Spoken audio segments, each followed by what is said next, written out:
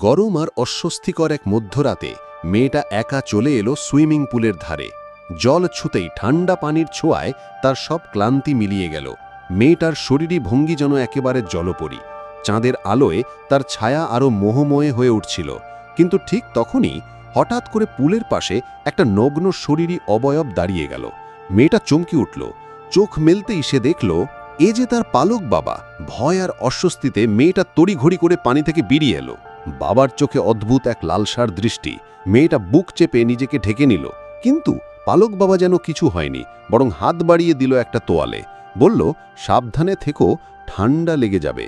তারপর মাথা না ঘুরিয়েই অদৃশ্য হয়ে গেল অন্ধকারে।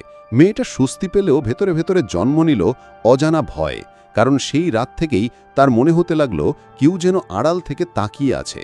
এমনকি একদিন পোশাক বদলানোর সময় হঠাৎ চোখ পড়ল উপরে জানালার আড়ালে কেউ একজন দাঁড়িয়ে আছে।